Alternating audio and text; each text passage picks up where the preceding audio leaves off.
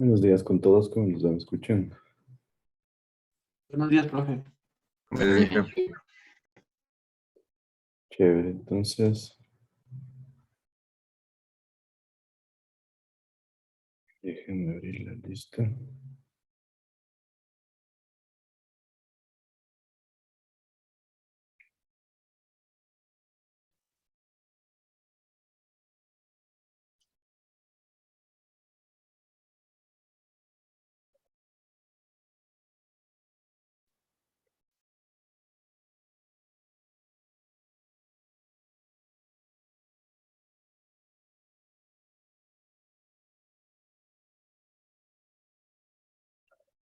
Listo, está Eric Almeida.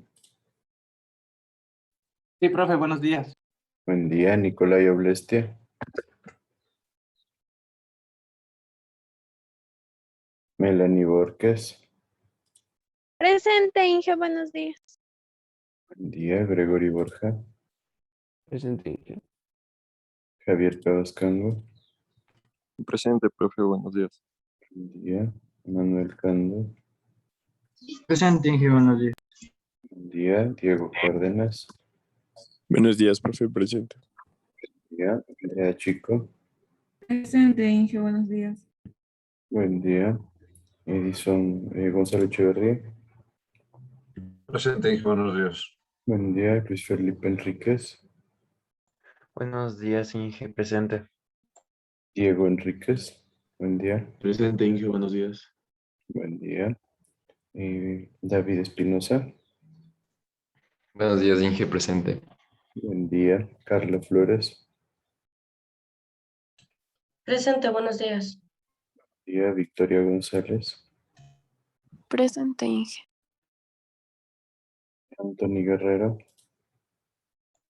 Inge, él no va a poder asistir a esta clase. Me parece que hablo con usted igualmente. Ya sí está. Nicolás Herrera. Presente, Inge, buenos días. Buen día. Francisco Herrera. Buenos días, Inge, presente. Buen día. Salomón Jaya. Buenos días, Inge, presente. Buen día. David Lujania.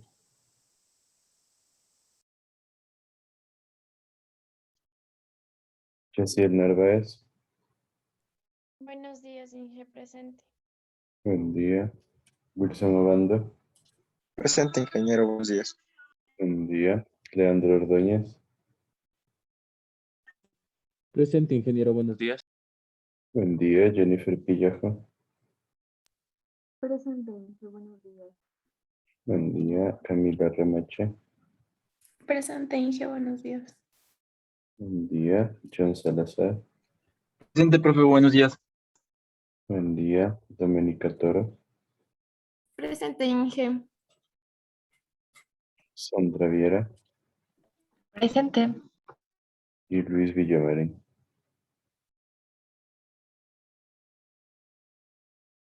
Listo. Presente, Inge, buenos días. Perdón por retrasar un poco en avisarle. Bueno. Bueno, ahora sí, ¿cómo les fue entonces en el trabajo? ¿Ya corrigieron todas sus fallas? ¿Encontraron alguna otra duda? ¿Qué me cuentan?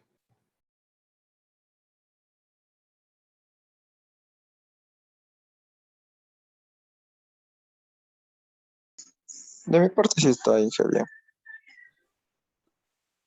Sí, sin ningún problema. Ya comprendimos, no se les generó ninguna duda.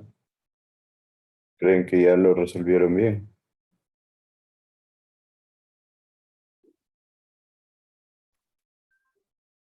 ¿Qué me dices, Doménica Toro? Creería que O sea, sí, profe, yo ya le corregí eso de mejor manera y ya, o sea, para mí ya está claro. ¿Ya? ¿Alguien estaba haciendo un comentario? sí, ya está claro. Igual lo de las presiones que tocaba poner, entonces sí creo que ya quedó claro. Sí, en esencia sí se debe calcular las presiones siempre en un sistema de agua potable, ¿no? Seleccionamos los casos críticos, o sea, cuando más agua se consume, y luego identificamos qué pérdidas se van generando y en función de eso nosotros determinamos cuál es la carga de presión. Porque recuerden que es bastante importante dentro de un sistema de agua potable determinar la presión. Ya lo hablamos, pero hay que hacer hincapié. Si es que hay demasiada presión, puede generar roturas en la tubería y eso es un disconfort para el usuario, es algo que nosotros no queremos que pase. Y en cambio, si la presión es muy bajita, si el usuario no tiene una buena presión en la ducha, por ejemplo, si llega el agua muy bajita, le va a tocar instalar un sistema de bombeo. O por otro lado, si tiene un segundo piso o un tercer piso y no les llega agua al tercer piso, y también genera un problema para el usuario. Y eso pasa bastante aquí en el Ecuador, ¿no? Si nos ponemos a analizar, hay situaciones muy complejas en función de eso. Y como les decía, para un poco a los que quieran mejorar su nota, darles la oportunidad de hacerlo, pues para este tercer bimestre les voy a poner un trabajo que va a ser extra, no es obligatorio, pero el que quiera puede investigar acerca de PANET, que me mencionaban el día de ayer, y yo les voy a poner un video en el aula virtual y que hagan una red pequeña, pero que identifiquen las velocidades, las presiones y vayan jugando con los diámetros y se vayan dando cuenta de cómo mientras uno va variando un diámetro, se va generando una influencia directa sobre el caudal que va en ese conducto y también sobre la presión que se maneja en los nudos. Entonces, ¿sí está clara esta parte? Sí, Inge. Perfecto. Entonces, Gonzalo, ¿me haces acuerdo, por favor, de esto de Lepanet para yo subirle? Sí, ya que acabe de calificar todo y lo subo. Sí, igual a los que entregaron el trabajo extra, y ya vi que han entregado algunos el día de ayer en la noche, entonces voy a tratar ya de calificarlo y ahí las notas la verán reflejada el día de mañana, ¿no? Que tengo que subir las notas. Entonces, habiendo dicho eso, no se olviden, tienen un par de ejercicios para estudiar, son ejercicios de varios reservorios. Es una variedad interesante para que puedan prepararse. Habiendo dicho eso, se acabaría todo lo que es la unidad 2 con esta parte de varios reservorios y del método de Hardy-Cross para redes. ¿Alguien tiene alguna duda, algo que no esté claro acerca de eso?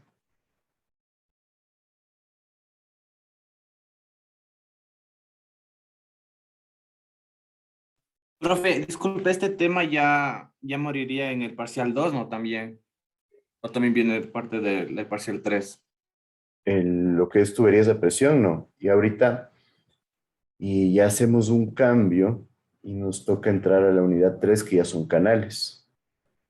Entonces, la unidad 2 era la más larga de todo el bimestre, obviamente. Flujo en tuberías es la que nos ha tomado prácticamente 2 bimestres.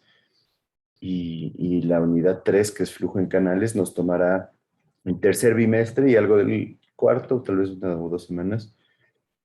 Y de ahí la última unidad es de estructuras especiales, en donde nosotros ya entramos a ver lo que es ciertas estructuras que nosotros tenemos en las obras hidráulicas, como por ejemplo los vertederos, y con esto terminaríamos la materia. Entonces, la parte más importante, más larga, más complicada es la que ya acabamos de ver. Por eso quisiera saber si hay dudas acerca de esto, de las ecuaciones, del manejo, de las pérdidas por fricción, las pérdidas menores. ¿Qué me dicen?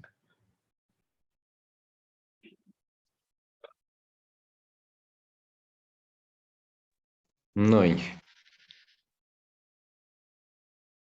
Perfecto. Es importante que tengamos esto en cuenta. Esta es la base para las materias tanto de sanitaria, ustedes van a tener 2 sanitarias, y de ingeniería hidráulica. Entonces vale la pena que manejen bien estas ecuaciones Creo que han hecho un montón de ejercicios como para ya tener claro cómo se maneja Colbert White, cómo Haaland puede darnos una buena aproximación, como Swami también nos da una aproximación no tan cercana como la de Haaland, pero es buena. Y cómo mediante esto nosotros podemos utilizar el coeficiente F en Darcy-Weisbach y cómo ahora tal vez ya se usa un poquito más la ecuación de Hassen-Williams que la de Darcy-Weisbach para conductos de presión. Eso es importante porque la ecuación de Hassen-Williams es experimental y nos genera buenos resultados, recuerden, en tuberías grandes, normalmente mayores a 2 o 3 pulgadas de diámetro, en donde tenemos turbulencia completa. Entonces es Inge, importante que yo ustedes tenía tengan en una cuenta eso. pregunta. Ajá. Cuando estaba haciendo el examen la corrección del examen, para hacer el cálculo de pérdidas por fricción, en ese caso, o sea, el caso más óptimo para realizar es con Darcy. El, a ver, depende, ¿no? ¿Cuál es la cosa? Se dice ahora que los resultados que da Hassen-Williams suelen ser un poco más verdaderos, por así decirlo, más reales, pero la ecuación de Darcy tiene un uso generalizado, ¿no? La ecuación de Darcy tiene la ventaja de que es teórica, que es una ecuación que nace de toda la teoría que se ha analizado, mientras que la de Hassen-Williams es una ecuación más bien empírica, que nació de investigación. Entonces, cada una tiene sus ventajas y desventajas. Pueden usar cualquiera de las dos, son totalmente válidas. Entonces, no diríamos que una es mejor que la otra. Ya los investigadores tienen sus diferentes posiciones, pero se recomienda que en tuberías grandes a presión se maneje la de Hassen-Williams. Justamente esa es la duda, porque, por ejemplo, cuando estaba haciendo, recordé que cuando estaba en el examen, estaba viendo como que qué ecuación mejor, es la que mejor sería. Y Ujú. obviamente la de Heisen es mayor a 2 pulgadas y con un flujo, y creo que es en tuberías cerradas, si es que no me equivoco. Ujú. Entonces, yo, por ejemplo, en el examen no le utilicé Heisen por ese motivo. Entonces, no sé si, por ejemplo, en caso de tuberías de 1 pulgada o de cosas así, es válido utilizar la ecuación de Heisen para las pérdidas. Sí, se puede utilizar, pero no es lo más recomendable, ¿no? Entonces probablemente ahí podemos usar la de Darcy-Weisbach, que recuerden se conoce como la ecuación universal, porque en teoría se puede utilizar para todo tipo de fluido y todo tipo de conductos. Entonces ahí vamos ya un poco descartándolo, ¿no? Claro, tienes un diámetro de 1 pulgada, capaz que te conviene utilizar Darcy-Weisbach antes que Hassen-Williams, porque la recomendación de Hassen-Williams es que sean tuberías de más de 2 o 3 pulgadas.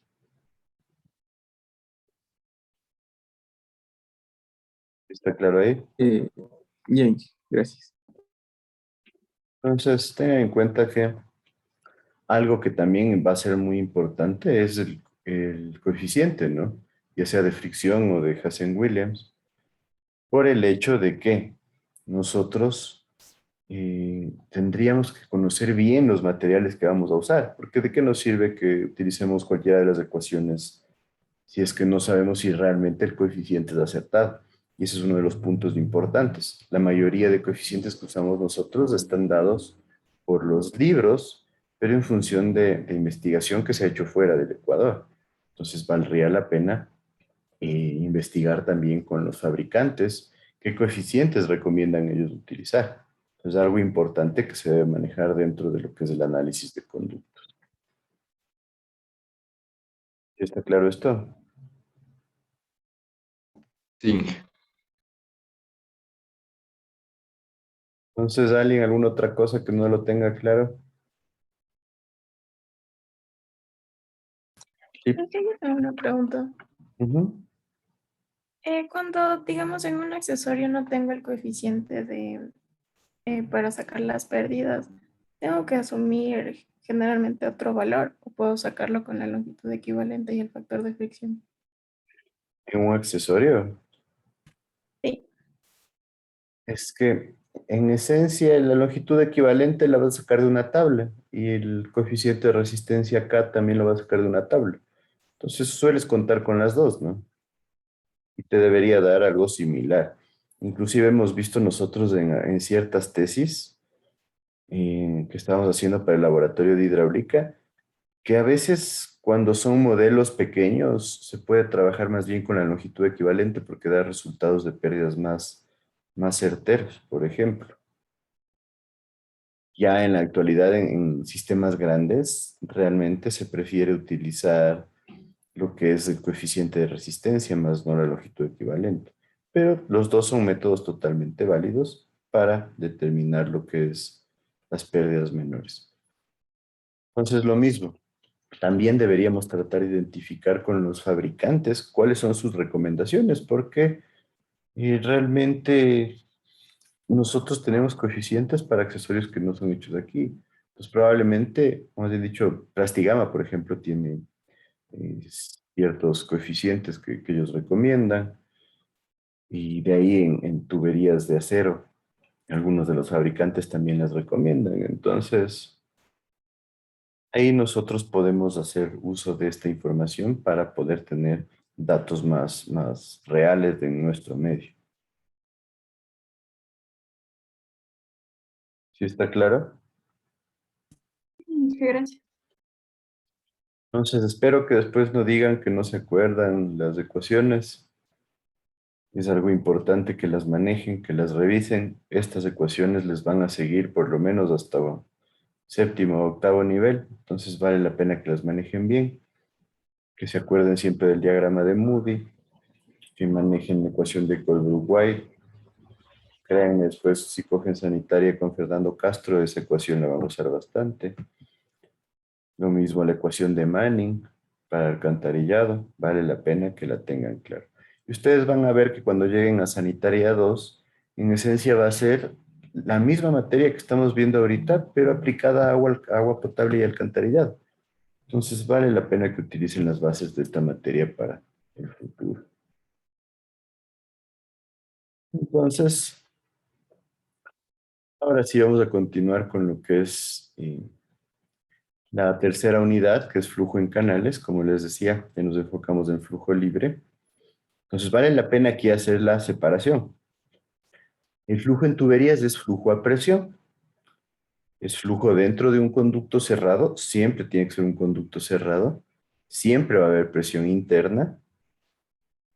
Mientras que el flujo en canales es un conducto que puede ser abierto o cerrado. No va a tener presión interna. Y en esencia vamos a ver cómo esto influye acerca del movimiento del agua. Entonces, ¿tienen claro ustedes la diferencia entre lo que es flujo a presión y flujo en canales? Algo lo deben haber visto en fluidos, me parece.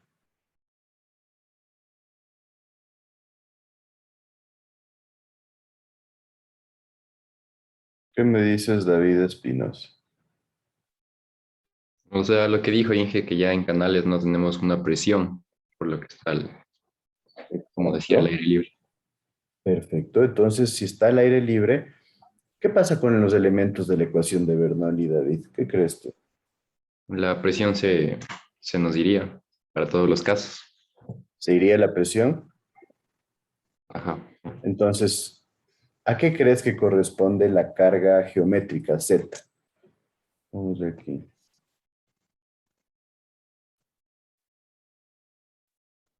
Pongamos Z más carga de presión en A más carga de velocidad.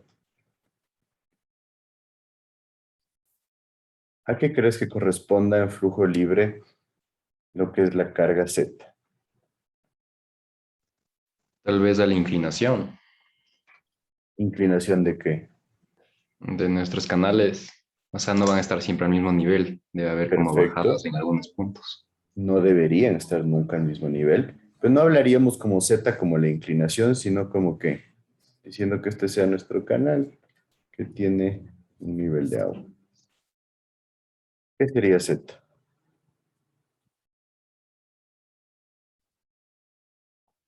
Profe, tal vez el nivel de agua que hay en ese punto. El nivel de agua, ¿cuál? La parte donde está el flujo y la superficie del agua.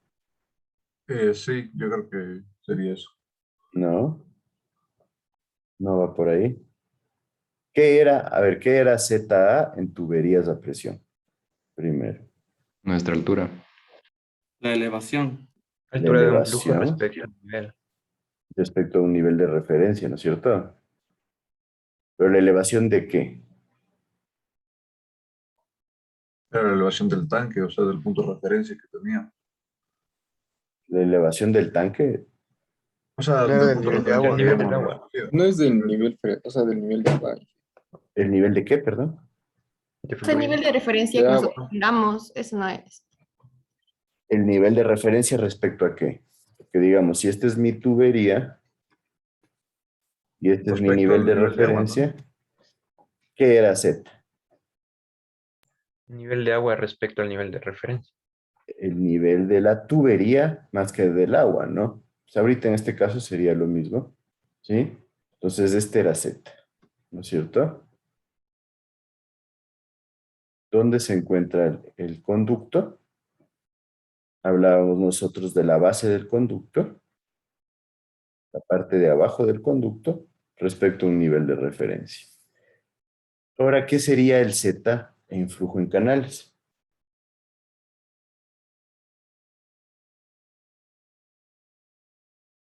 ¿Qué me dice?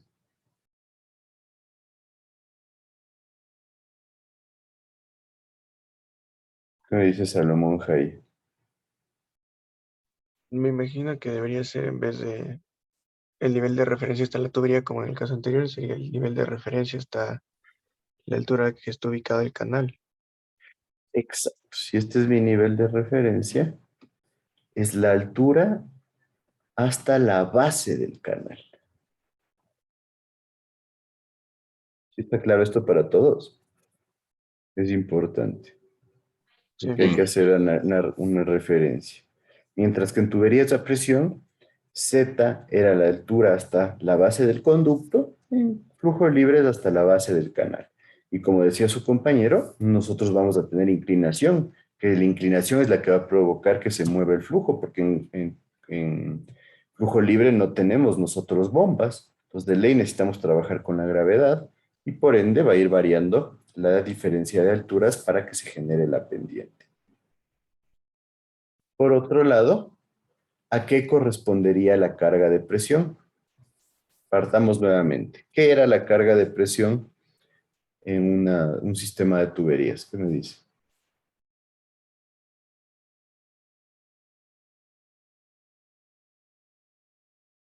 O sea, como que la presión interna que había en la tubería. La presión interna que nosotros teníamos en la tubería, ¿no es cierto? Respecto a nuestra línea de gradiente hidráulico, ¿no es cierto? La presión interna que se maneja. Perfecto. Ahora, en flujo libre, ¿qué creen que pase con la presión? ¿Desaparece? ¿No desaparece?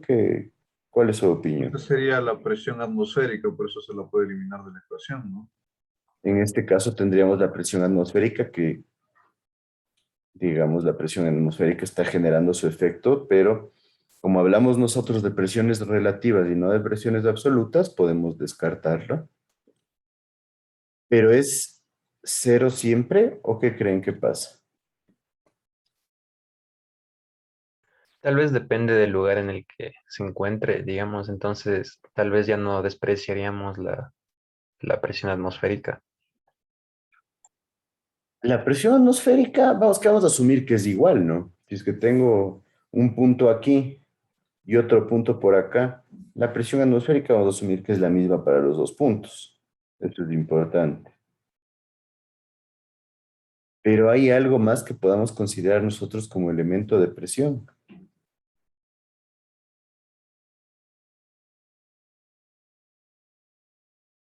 ¿Qué creen?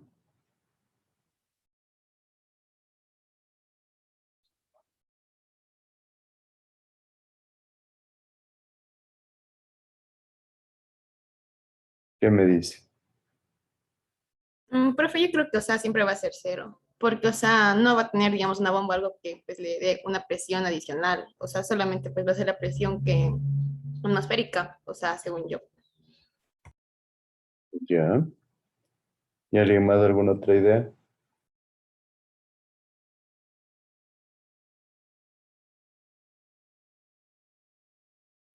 No, Inge.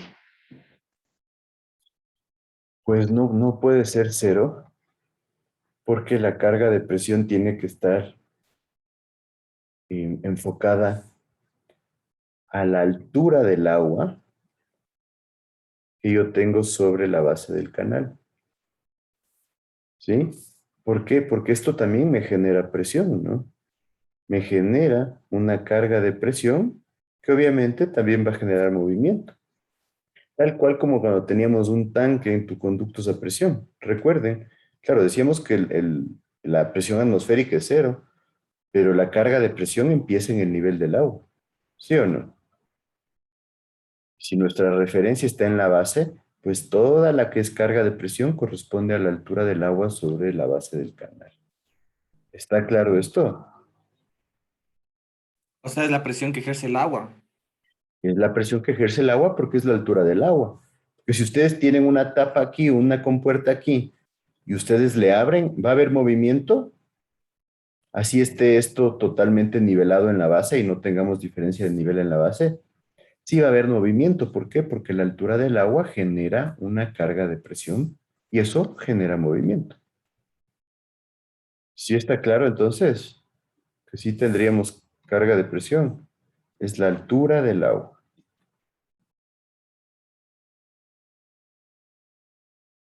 ¿Qué me dice?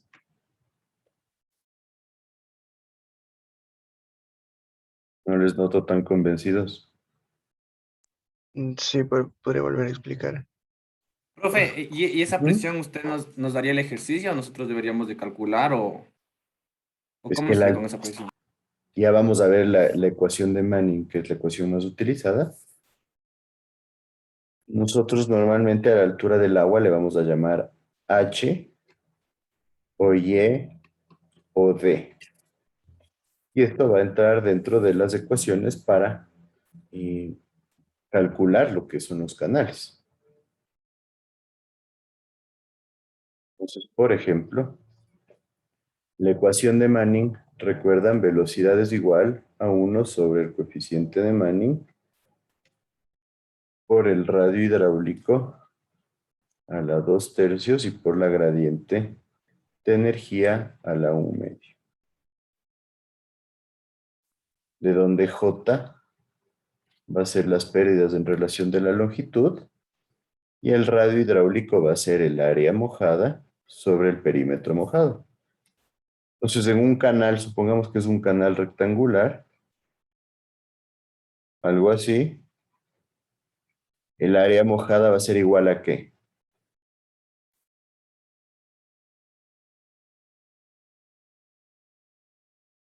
¿Qué me dice? Si es rectangular sería B por Y, ¿no? La base, podríamos llamarle B, por la altura que podría ser Y o H o D. De estas tres formas le van a encontrar en los libros. Y el perímetro mojado va a ser igual a, entonces aquí estaríamos diciendo que esto es Y y esto es B.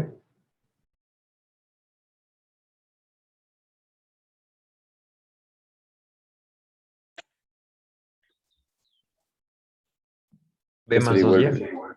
B, la base más 2 veces la altura. Perfecto. Entonces la base normalmente va a ser un dato. ¿Por qué? Porque nosotros ya tenemos dimensionado el canal. Entonces mi base va a ser un dato. Yo tengo como incógnita la altura Y. Entonces, en este caso, yo ya tengo una ecuación donde si yo ya conozco la velocidad, puedo determinar para esa velocidad qué altura va a tener el nivel de agua. Y esa altura va a ser en Bernoulli la carga de presión. ¿Sí está claro?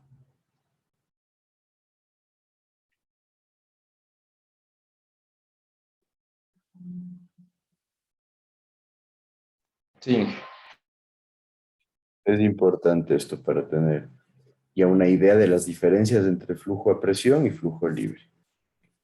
¿Y la carga de velocidad existe o no existe? Si recuerdan, en tuberías de presión, la carga velocidad depende de la velocidad y obviamente es la velocidad al cuadrado sobre 2G. Y en esencia es una forma de entender la inercia que genera la velocidad con la que viene el agua. Y obviamente nos va a dar energía. ¿Qué creen que pasa en flujo de canales? ¿No hay o sí hay? Sí, va a haber, profe. Sí va a haber, ¿no es cierto? Porque el agua tiene velocidad y se va a mantener la carga de velocidad. Entonces así podemos ver nosotros cuál es nuestro Z, nuestra carga geométrica, nuestra carga de presión, que es la altura del agua, y nuestra carga de velocidad, que obviamente va a depender de la velocidad con la que se mueve el flujo. Entonces sí estaría claro esto como una pequeña introducción a un cambio de lo que estaríamos viendo en flujo a presión y en flujo libre. Inge, en este caso la velocidad sería baja. Depende, la verdad depende. Tenemos canales con velocidad súper alta. Así que no podríamos englobar y decir que es o alta o baja. La velocidad igual dependería de la inclinación en la que esté el canal, ¿o no? Exacto. Y nosotros dentro de flujo libre tenemos unos canales que se les conoce como rápidas, que son los canales en donde se produce una alta velocidad del flujo porque hay una caída con mucha pendiente. Esta se le conoce como una rápida y obviamente va a tener alta velocidad. ¿Sí está claro?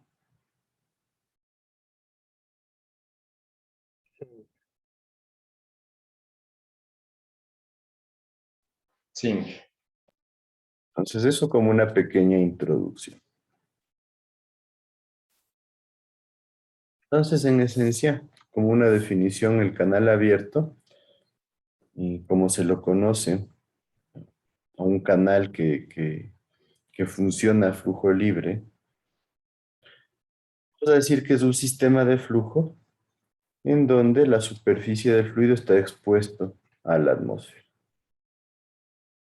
¿Qué significa? No existen presiones internas como ya acabamos de revisar. El flujo, o sea, el caudal que se va a mover a través del canal, se va a originar por la pendiente del canal y de la superficie del líquido. Por eso decimos, ¿no es cierto? Aquí cuando hablamos de pendiente, nosotros vamos a ver la diferencia entre zetas, ¿no es cierto? Y la superficie que corresponde a la diferencia entre presiones del flujo. Entonces, nos dice que la solución exacta a estos problemas es bastante compleja y depende de muchos datos experimentales. Hay que cumplir con una gama de condiciones y ahí nace una situación importante. Nosotros, cuando hablamos de flujo libre, un poquito ya lo conversamos en el inicio de lo que veíamos en el anterior capítulo, ¿creen que nosotros vamos a tener caudal constante siempre? ¿Qué me dice? No justamente por la pendiente. Vamos a tener variaciones, exacto. Suele ser complejo tener siempre un caudal permanente. Entonces vamos a trabajar normalmente con un caudal variable. Y lo mismo, ¿las velocidades creen que van a ser constantes o variables? Variarían también. Variables también. Van a ser variables, ¿no es cierto? Entonces estaríamos hablando de que lo más común es un flujo no permanente, no uniforme. Y en esos casos nosotros tenemos ecuaciones mucho más complejas. Entonces, igualito con conductos a presión, nosotros en flujo libre deberíamos trabajar con esas ecuaciones más complejas. Tal vez sí, pero ya dentro de lo que es la ingeniería, se ha visto que trabajar con las ecuaciones para flujo permanente, o sea, asumir un caudal constante y uniforme, en la mayoría de casos aquí en flujo libre a veces sí se trabaja con velocidades variables, ya lo vamos a ver, pero simplifica mucho lo que es el trabajo. Entonces, es una de las simplificaciones que nosotros hacemos para poder generar una facilidad de trabajo. Ya lo vamos a ver más adelante. Yo les decía, a veces nomás asumimos la velocidad constante porque nosotros tenemos, por ejemplo, el fenómeno más típico dentro de lo que es flujo libre, se conoce como resalto hidráulico. ¿Han escuchado algo acerca del resalto hidráulico?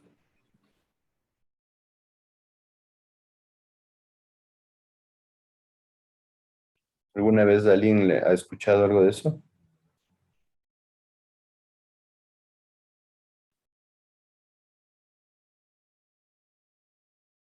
No, Inge. De mi parte, no. El salto o resalto hidráulico es un cambio de flujo que tenemos nosotros, ya lo vamos a ver luego, pero se da cuando nosotros tenemos un flujo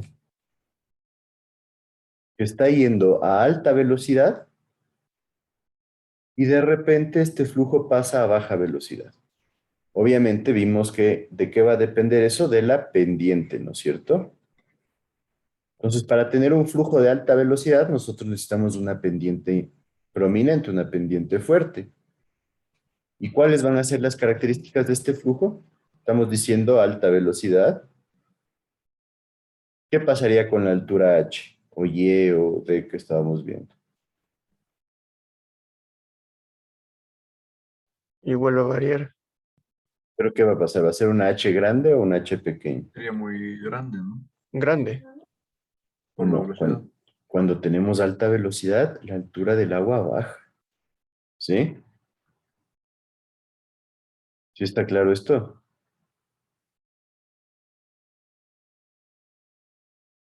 Sí. ¿Por qué baja? Porque yo estoy asumiendo que aquí tengo un caudal constante. ¿No es cierto? Entonces, caudal va a ser igual a velocidad por área. Entonces, si yo tengo una velocidad alta para mantener el mismo caudal, el área tiene que bajar. Como la base del canal se mantiene constante, la altura tiene que bajar. ¿Sí está claro? Sí, Entonces, una forma de darnos cuenta de que hay bastante velocidad en un canal a flujo libre es ver qué tanta altura de agua hay en el canal. Porque de esa manera vamos a ver si tiene una velocidad importante o una velocidad más bien lenta. Y lo mismo, luego pasamos a un flujo con una velocidad baja que va a tener una altura mucho más grande, porque si la velocidad baja, para manejar el mismo caudal yo necesito que el área suba. Entonces, cuando yo tengo esta transición de alta velocidad a baja velocidad, se genera una zona de turbulencia. Hay muchísima turbulencia y esta turbulencia genera pérdidas. Y obviamente estas pérdidas se van a reflejar en que se pierde velocidad y se gana altura. Y esto se conoce como un resalto hidráulico.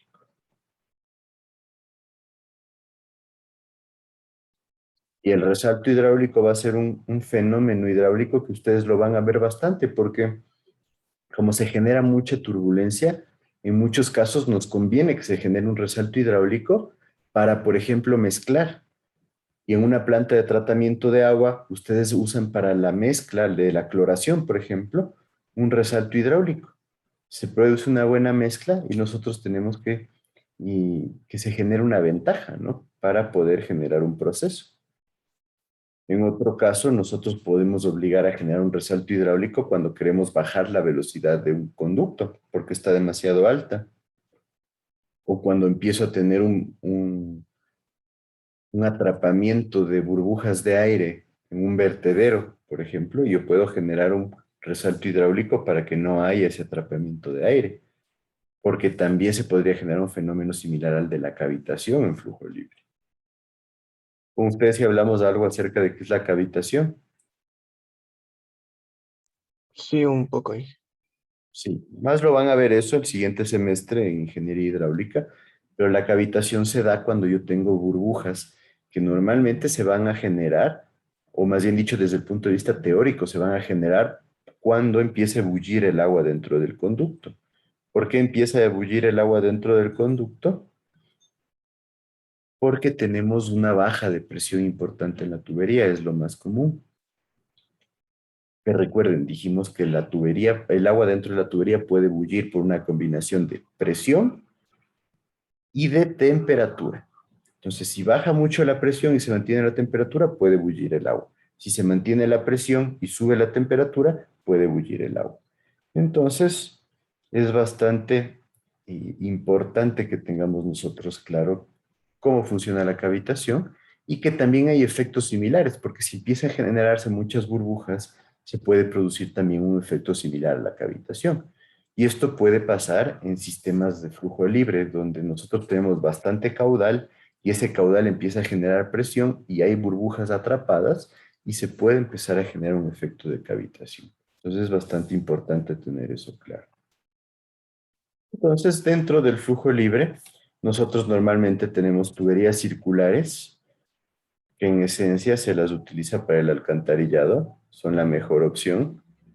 ¿Por qué son circulares? Pues porque no permiten que haya contaminación desde afuera o hacia afuera.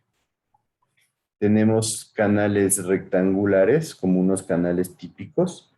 Esto se suele hacer en lo que son canalizaciones de ríos, por ejemplo. Esto es típico. ¿Cuál es el problema? Que es fácil contaminar el agua, ¿no? Tenemos canales trapezoidales, triangulares, etcétera, de formas variadas, abiertos también, en donde, por ejemplo, un canal trapezoidal se lo hace así con las paredes inclinadas porque esta suele ser una ventaja para la facilidad de construcción. Además de que nos ayuda a que este muro no resista tanta presión, ¿no es cierto? Entonces, no tiene que ser un muro tan grande para que resista el empuje del suelo, como en este caso de acá. Y tenemos canales irregulares, de donde los canales irregulares, en su mayoría, son los ríos, son siempre canales irregulares, y se presentan de manera común en la naturaleza. De ahí existen también los canales que se conocen como canales compuestos, que me parece que sí lo vamos a ver, en donde, perdón, un canal compuesto es un canal que tiene una forma compuesta por varias geometrías diferentes, por ejemplo, algo así. Este tipo de canales se lo suele hacer cuando hay mucha variación de caudales, por ejemplo. Entonces, en cierta temporada del año no hay tanto caudal y trabaja solo el canal del medio. Y decimos que si tenemos tendencia a que se produzcan flujos fuertes o flujos grandes en cierta época del año, se suelen hacer estos que se le conoce como canales secundarios, en donde los canales secundarios lo que nos hacen es darnos una sección que normalmente para abaratar costos le hacemos de un material más barato, ¿no? Por ejemplo, el canal principal puede ser de hormigón y el canal secundario de piedra. En muchos ríos lo que se hace es el canal principal de hormigón, de mampostería o de piedra, y el canal secundario se lo deja en vegetación. Y cuando hay una inundación o cuando hay una crecida importante, pues se trabaja con toda la sección transversal. ¿Sí está claro esto? Sí, Inge. Entonces es importante identificar los tipos de canales que se nos van a presentar. También existe un canal cerrado que se le conoce como bóveda, que tiene esta forma, en donde el agua va más o menos así, y se lo hace por facilidad de construcción. Entonces, como suelen ser canales grandes, tener una base recta nos ayuda para meter maquinaria, para excavar y para generar fundiciones, y en la parte superior tener una sección semicircular nos ayuda de la forma estructural. Entonces esto se lo hace normalmente en lo que se conoce como colectores, en donde los colectores son los conductos que reúnen el alcantarillado de varias zonas y ya manejan flujos mucho más grandes. Entonces, por facilidad de construcción se lo hace en hormigón todo y con una forma circular arriba y una forma de un rectángulo en la zona baja. También hay otro tipo de bóvedas donde se tiene una forma medio trapezial en la parte baja y semicircular arriba. Y todo esto depende de las características de la construcción, muchas veces del encofrado que se cuenta. Aquí en Quito, por ejemplo, hay empresas que ya tienen encofrado y suelen trabajar ya solo con esas medidas, o el municipio suele establecer unas medidas para que no haya demasiada variabilidad, porque tenga en cuenta que es muy caro hacer encofrado para, una forma muy específica. Entonces, por eso se trata de manejar una sola forma. Entonces, justo lo que ya hablábamos hace un ratito, podemos tener diferentes tipos de flujos dentro de un canal. Y como lo vimos también cuando empezábamos el tema de tuberías a presión, la relación entre el flujo con el tiempo y el espacio se genera en función de la variación de caudal y variación de velocidad. Entonces hablamos de flujo permanente, y el flujo permanente puede ser flujo uniforme o flujo variado. Permanente es caudal constante, uniforme, velocidad constante, variado, velocidad variable. Entonces, dentro del flujo permanente variado, tenemos el gradualmente variado. Recuerdan, ya lo vimos, es donde tenemos una variación de la velocidad durante un periodo de tiempo o durante una distancia, y rápidamente variado cuando se genera de manera inmediata.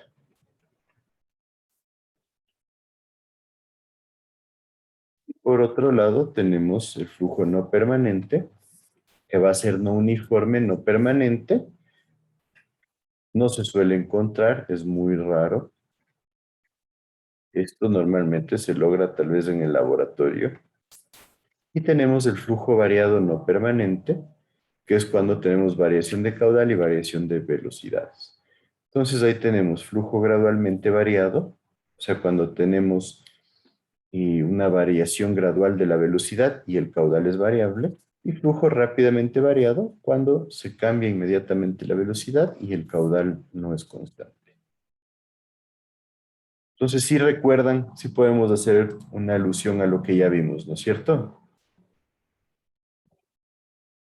¿Qué me dicen? ¿Tenemos claro entonces lo que es flujos permanentes y flujos variados? Sí, Inge. Sí. Perfecto. Bueno, ya se nos acaba el tiempo, así que vamos a quedar hasta ahí. Como les decía, vamos a ver todo enfocado a lo que son canales en flujo libre.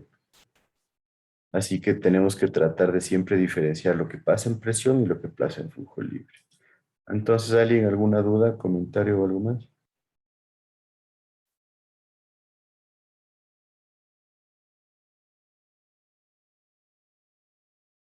No, Entonces, profe. un buen fin de semana para todos. Nos veríamos con ustedes el día lunes. Hasta luego, Hasta luego, Inge. Inge. Hasta lunes, Gracias, Inge. profe. Buen día.